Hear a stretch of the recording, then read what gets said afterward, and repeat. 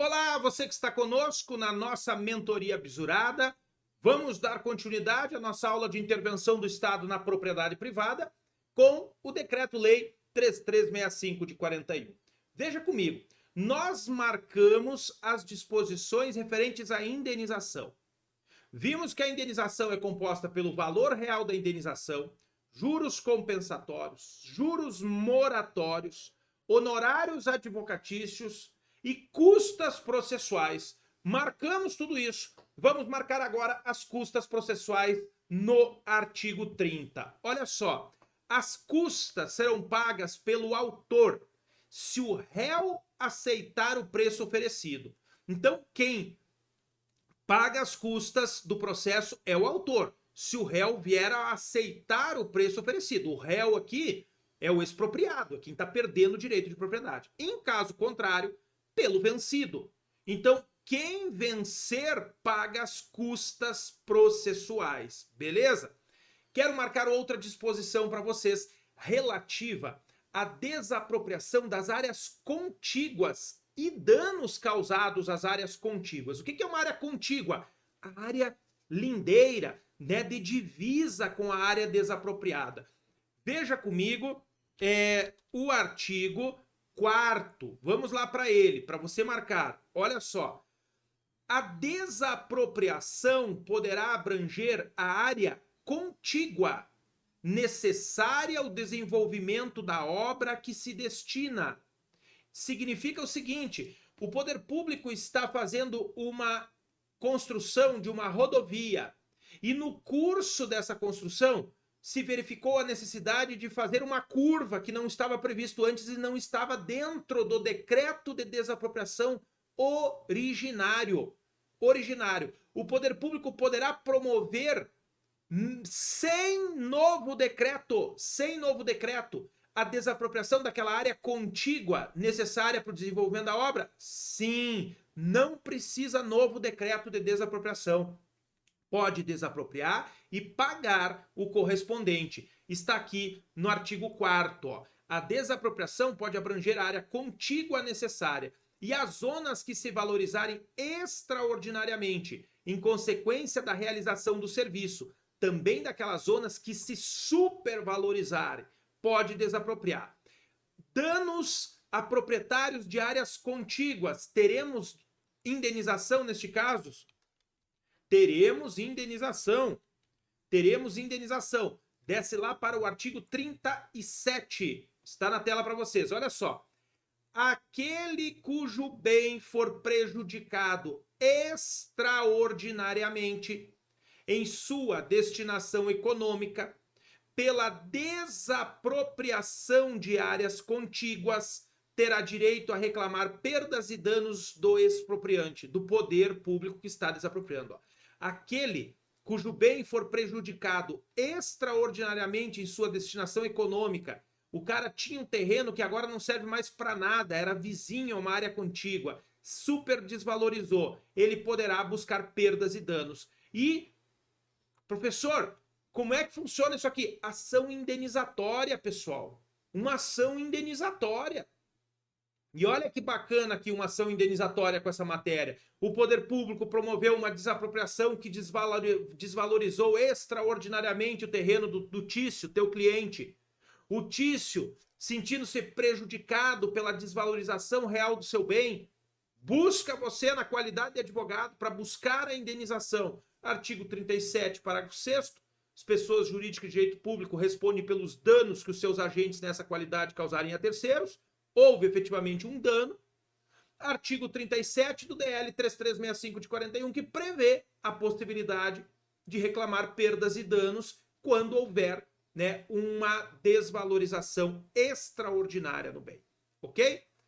Vamos falar agora de desapropriação indireta. Desapropriação indireta é fato administrativo. Desapropriação indireta é fato administrativo.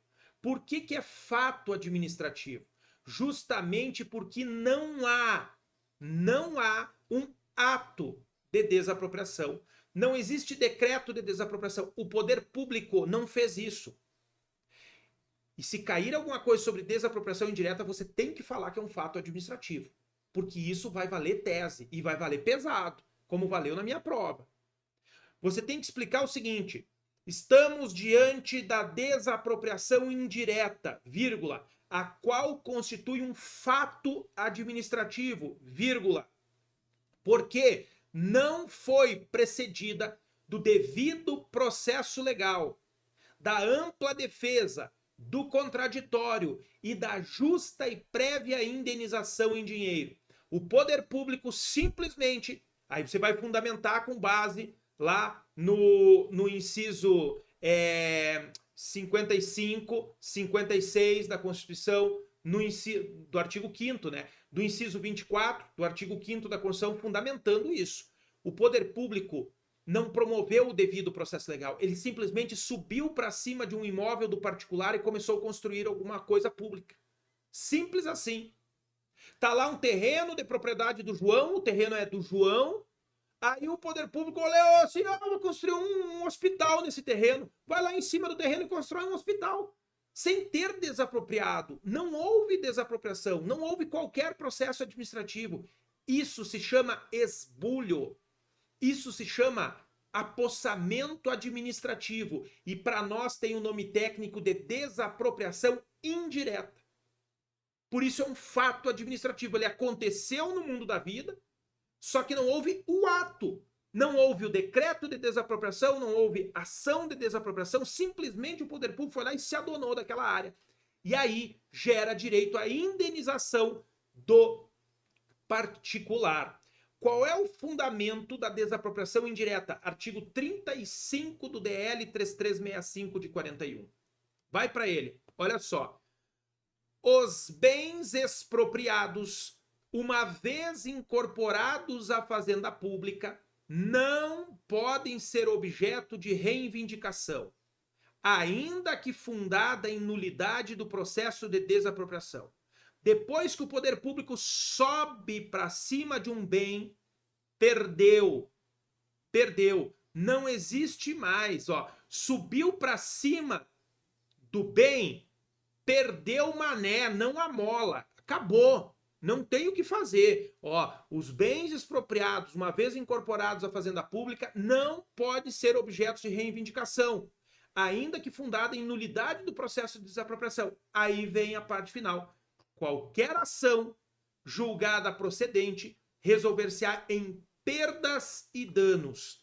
Pessoal, depois que o bem é incorporado ao patrimônio público, ninguém mais tira. Não existe reintegração de posse contra o poder público. Não existe reintegração de posse contra o poder público.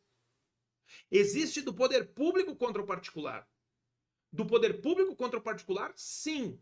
O poder público pode ter reintegração de posse dos seus bens. Agora, o particular contra o poder público não existe. Depois que o poder público se apossou, incorporou o bem à fazenda pública, perdeu. Não tem mais o que fazer. Somente buscar a indenização. E existe um prazo para essa indenização. E este prazo para se buscar é um prazo prescricional. E ele é de 10 anos. E agora você tem que ter uma compreensão muito grande nisso. 10 anos. Por quê? Este prazo prescricional para buscar a indenização pela desapropriação indireta, que vai seguir uma ação normal. Uma ação indenizatória normal. Só que o nome vai ser, bota o nome que eu botei para passar na prova. Ação de desapropriação indireta. Ação de desapropriação indireta. Qual é o prazo prescricional? 10 anos. Ele está previsto aonde? Súmula 119 do STJ. Interpretada à luz do artigo 1238, parágrafo único do Código Civil. Poxa vida, professor, tem como repetir? Sim. Olha só.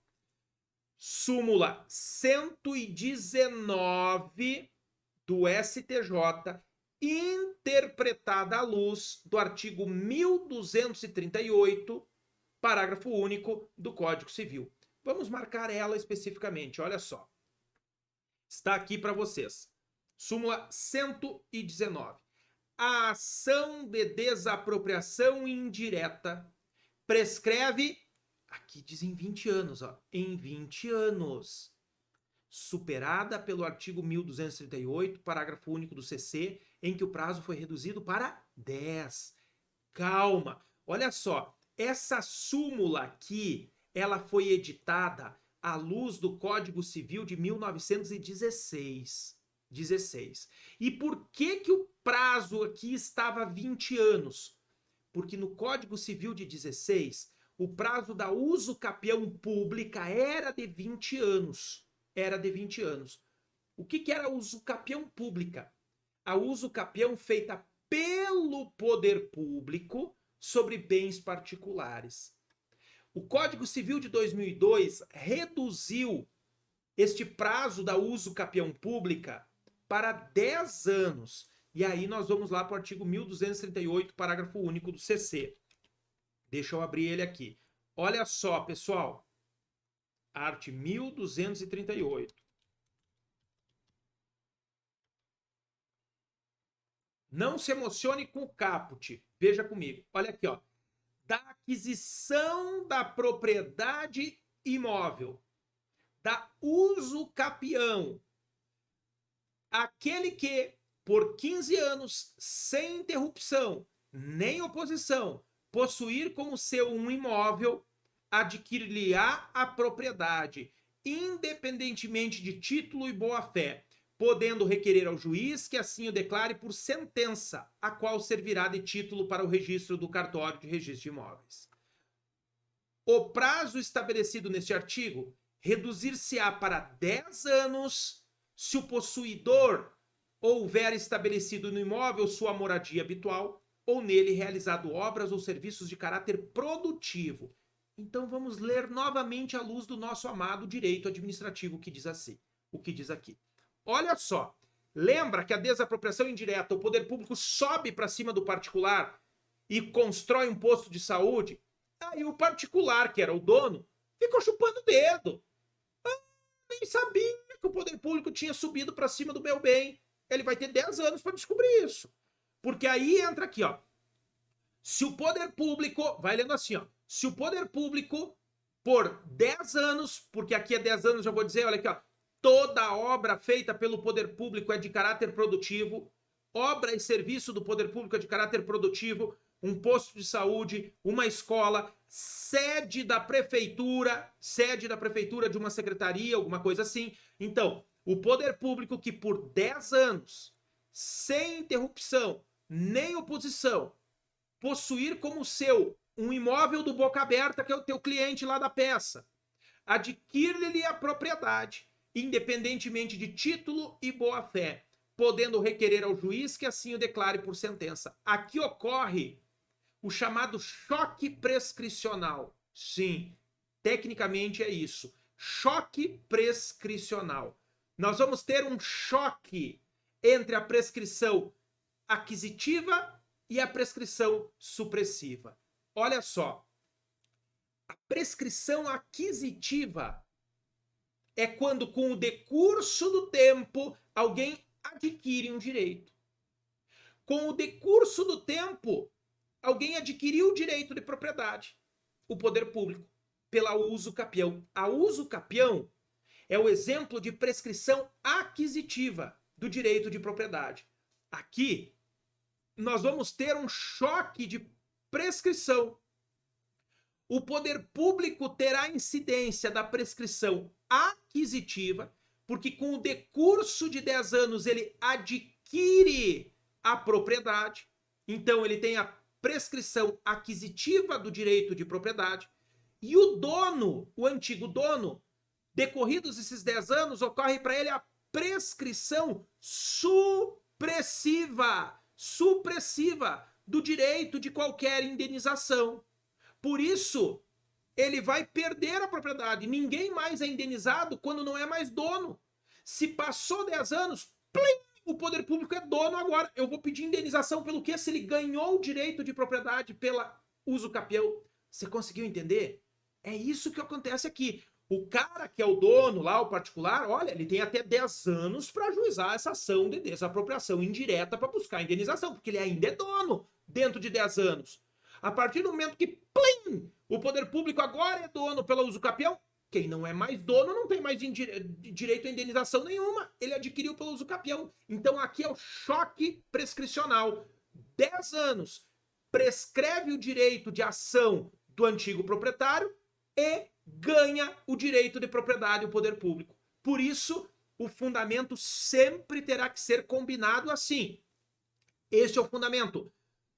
Prazo prescricional para ajuizamento da ação de desapropriação indireta, 10 anos, vírgula, de acordo com a súmula 119 do STJ, interpretada à luz do artigo 1238, parágrafo único do Código Civil.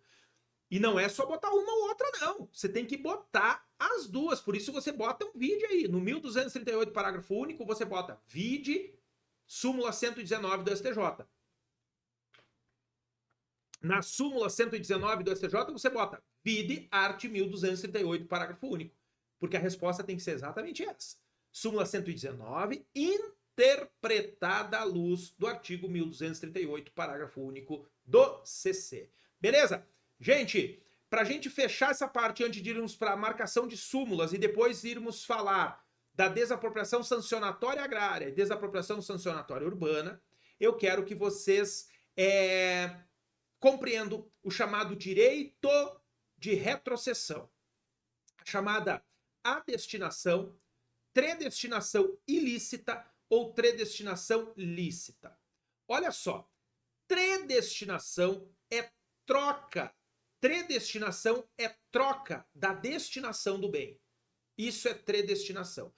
Tredestinação é troca da destinação do bem. Quando ocorre a tredestinação? A tredestinação é quando o poder público declara o bem de utilidade pública para colocar um posto de saúde, para colocar uma escola pública, e ele vai lá e muda. Agora não é mais isso que eu vou fazer com esse bem, vou fazer outra coisa. Aí, essa tredestinação pode ser lícita ou ilícita. Lícita, quando continua tendo uma finalidade autorizada pela lei. Autorizada pela lei. E aí, nós vamos marcar lá no Decreto-Lei 3365 de 41. Vamos lá novamente para o Decreto-Lei 3365 de 41. Deixa eu pegar aqui. Desce para o artigo 5º, parágrafo 4º. Olha comigo, artigo 5º, parágrafo 4º.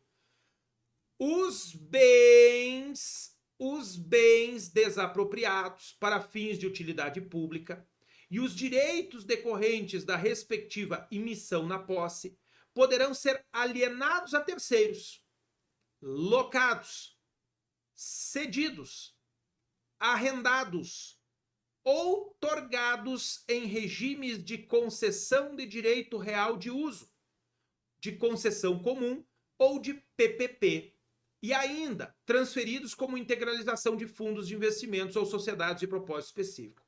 Preste atenção. Digamos que o poder público tenha adquirido um bem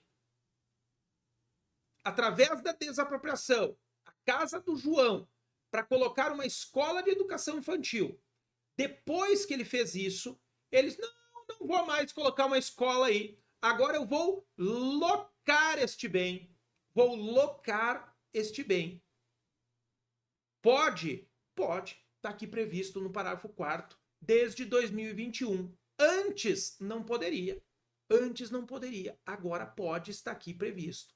Então, essa é a tredestinação lícita. Se ele troca um posto de saúde, coloca uma escola, é lícita. Se ele aliena, se ele cede, se ele loca, é tredestinação lícita aqui. Lícita. Quando seria uma tredestinação ilícita? Ilícita. Quando comprovar desvio de finalidade. Quando comprovar desvio de finalidade. Digamos que o cara desapropriou o imóvel de um inimigo político para colocar uma escola de educação infantil. Esse foi o motivo alegado. Tá? Ó, para colocar escola de educação infantil. Desapropriou o imóvel de um inimigo político.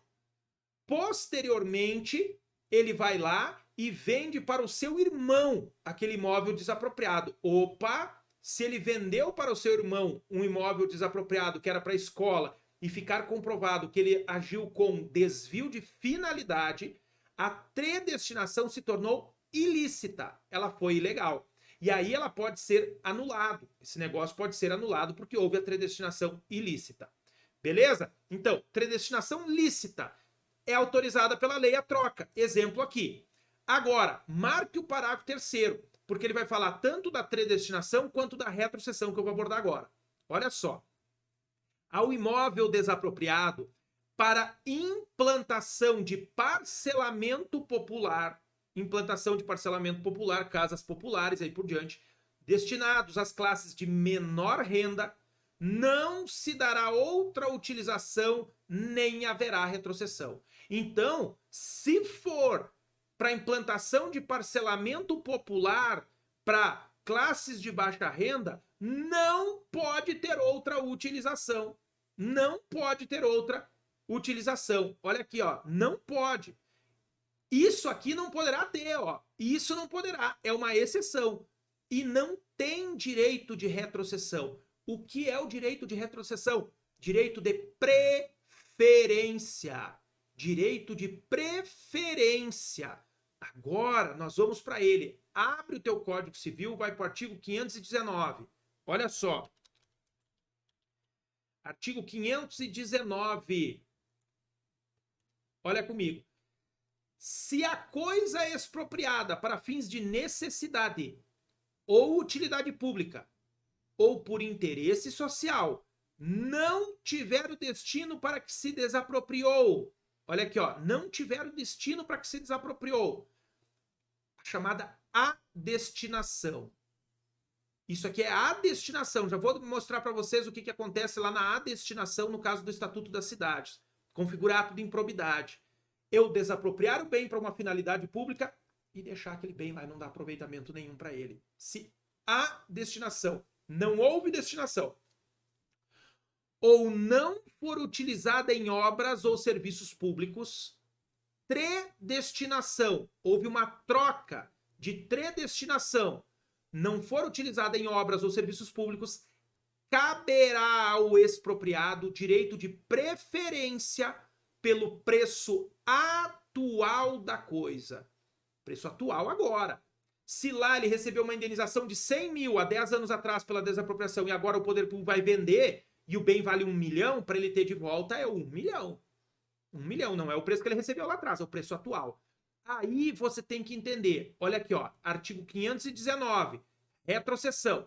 Vem para o Decreto-Lei 3361, de 41. Aqui não vai ter direito de retrocessão, porque é parcelamento popular. Então o poder público foi lá, comprou uma área toda, dividiu em lotes e vai vender por um preço acessível para a população de baixa renda, para eles poderem ter. Então aquele que era o antigo proprietário, ele não tem direito de preferência. Por isso está dizendo que não há retrocessão aqui. Por que não tem direito de preferência? Porque ele vai vender para as populações mais carentes, então é para eles que eu vou vender. Então eu não tenho que oferecer direito de preferência para o antigo proprietário. No parágrafo 4º eu tenho.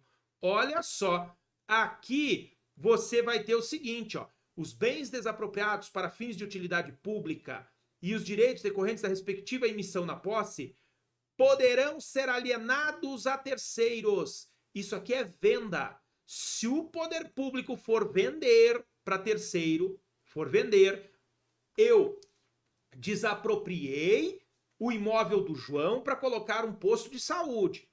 Não vou mais usar para posto de saúde. Vou botar para vender. Opa, vou colocar para vender. Eu tenho que notificar o João para exercer o direito de preferência, que é o direito de retrocessão aqui do artigo 519. Retrocessão é retroceder o bem novamente ao proprietário. Marca o 520. O direito de preferência não pode ceder nem passa aos herdeiros. Ó, não passa aos herdeiros e não pode ceder. Então marca aqui, mas tem direito, aqui coloca vide art. 519 do CC, e aqui você também coloca vide art. 519 do CC. Combinado? Beleza? Pegou aí então? Desapropriação indireta, predestinação e retrocessão. Pessoal, súmulas a serem marcadas. Olha só, no direito à indenização, lembra que nós marcamos lá no parágrafo do artigo 15A que os juros compensatórios se aplicam também para desapropriação indireta? Sim. Nós vamos fazer uma ação de desapropriação indireta aqui, nós vamos fazer a ação de desapropriação indireta que caiu no meu exame. Se cair, só caiu no meu, se cair no teu, meu amigo, você vai ter ela prontinha aqui, exatamente aqui eu fiz na prova para passar. Não passei com nota 10, mas passei com 8,5. Então a gente dá uma melhorada agora aqui como professor para você ficar com 10 nela, né? Então, olha só, preste atenção. Na ação de desapropriação indireta, o cara tem no conteúdo da indenização, mesma coisa, valor real do bem, juros compensatórios, juros moratórios, tudo atualizado monetariamente, honorários advocatícios, custas processuais, tudo isso. E grande parte disso vão estar em súmulas. Todas essas súmulas estão debaixo desses artigos aí do Decreto-Lei 3365 de 41, um punhado de súmula. Vamos marcar as principais súmulas sobre essa matéria, porque é muita súmula, como eu falei para vocês, tá? Vai lá para o nosso caderno de súmulas e teses de repercussão geral. Tá na tela para você. Olha só, essa aqui nós já marcamos, ela é muito importante. Súmula 164. No processo de desapropriação são devidos juros compensatórios desde antecipada emissão de posse ordenada pelo juiz por motivo de urgência. Essa súmula tem que estar lá no artigo 15A. Marca ela lá no teu vide lá do 15A. Se não tiver, bota um vide. Na indenização por desapropriação, incluem-se honorários do advogado do expropriado, súmula 378. Nós marcamos isso já lá no DL 3365 de 41. Pega e coloca um vide se não tiver aí, olha só. No artigo 27, parágrafo 1º. Ó, artigo 27, parágrafo 1º. A sentença fixar o valor da indenização, quando for superior ao preço oferecido, condenará o desapropriante a pagar honorários de advogado. Então, obviamente que inclui-se os honorários de advogado. Pela demora no pagamento do preço da desapropriação, não cabe indenização complementar além de juros. Isso é importante, não tem além dos juros compensatórios e dos juros moratórios, beleza? Súmula 476 do STF. Desapropriadas as ações de uma sociedade, o poder desapropriante, emitido na posse, pode exercer desde logo todos os direitos inerentes aos respectivos títulos. Professor, pode desapropriar uma ação de uma sociedade? Sim, pode. Vamos lá para o artigo. Abre tua Constituição Federal aí. Vai para a Constituição Federal. Chega lá no artigo 173, na tela para você. Ressalvados os casos previstos nesta Constituição, a exploração direta de atividade econômica pelo Estado só será permitida quando necessária aos imperativos da segurança nacional ou a relevante interesse coletivo. Se for uma situação de imperativo da segurança nacional ou relevante interesse coletivo, o poder público poderá desapropriar ações de grupos privados. Aqui neste artigo 173 da Constituição Federal, você coloca vide súmula 476 do STF, que é a que diz que pode desapropriar. Então, sempre estará combinado isso. O poder público pode desapropriar ações. Dou exemplo do Grupo Hospitalar Conceição. Já ouviram falar no Grupo Hospitalar Conceição? Hoje ele é público. Ele teve suas ações desapropriadas por Getúlio Vargas, no momento em que o Brasil passava pela pandemia lá na década de 30, se eu não estou enganado, 30 ou 40, lá, justamente porque havia necessidade de um relevante interesse coletivo, o poder público foi lá e desapropriou. A partir do momento em que desapropria essas ações, já pode emitir na posse e passar a exercer desde logo a administração daquela empresa que foi desapropriada. Pode desapropriar, beleza? Aqui, ó, súmula 479, não tem muito o que marcar nela, tá? Mas marca aí ela, ó. As margens do rio navegável são de domínio público e suscetíveis de expropriação e por isso mesmo excluídas de indenização. Só o que faltava, né? Essa é importante. Súmula 561 do STF, pessoal. Em desapropriação é devida a correção monetária até a data do efetivo pagamento da indenização, devendo proceder-se à atualização do cálculo, ainda que por mais de uma vez. Então, tem que haver a correção monetária da indenização, ainda que seja por mais de uma vez. Base de cálculo não tem problema, isso aqui é só para fins práticos. Esse aqui, súmula 12 do STJ, em desapropriação, aqui já é STJ, ó, em desapropriação são cumuláveis juros compensatórios e moratórios. Por isso, se cair para você perguntando se pode receber juros compensatórios e moratórios juntos, sim! De acordo com a súmula 12 do STJ, é possível a acumulação dos juros compensatórios conforme o artigo 15A, com os moratórios de acordo com o 15B. Um é um, outro é outro. O compensatório é para compensar a desvalorização do bem, o moratório é pela demora no pagamento da indenização. Artigo 56, súmula 56 do STJ, marca aí também. Na desapropriação para instituir servidão administrativa, são devidos os juros compensatórios pela limitação do uso da propriedade. Tudo que se aplica para desapropriação se aplica para servidão também. Súmula 67 do STJ, nós acabamos de ver a do STF em cima. Ó. Na desapropriação, cabe atualização monetária, ainda que por mais de uma vez, independente do decurso de prazo superior a 1 ano entre o cálculo e o efetivo pagamento da indenização. Essa aqui é a 67 do STJ. Nós acabamos de marcar aqui, olha só, a 561 do STF. Gente, sabe por que tem tanta súmula disso aqui? Porque isso mexe com muito dinheiro, gente. Tem desapropriação diária que chega na casa dos bilhões. Bilhões. Então, é muito dinheiro. É muito dinheiro envolvido. E honorários de advogado envolvido também. Porque é muita grana. Dependendo de uma ação dessa que um advogado pega, os honorários deles atingem a casa de milhões. De milhões. Porque é muito dinheiro envolvido. Então, aqui, pessoal, ó, correção monetária, súmula do STF, correção monetária, súmula do STJ. Professor, é o fundamento em qual? Obviamente que em todas. Na do STF e na do STJ também. Meu amigo, coloca vídeo de uma súmula para outra. Bota aí para você não esquecer.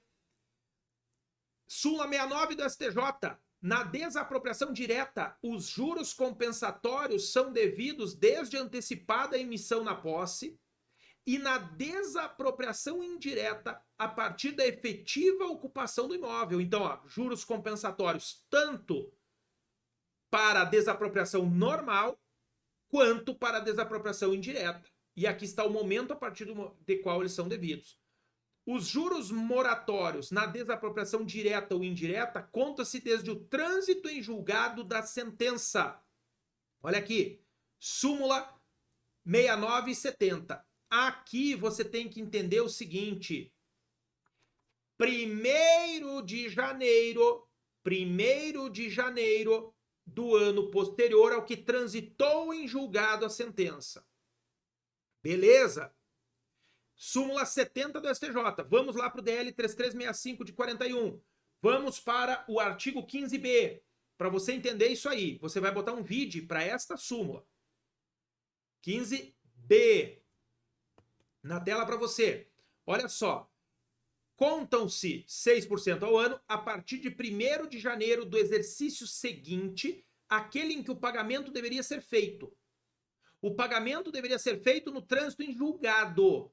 Então, se transitou em julgado em 2023, os juros moratórios começam a ser devidos a partir de 1º de janeiro de 2024, no ano seguinte.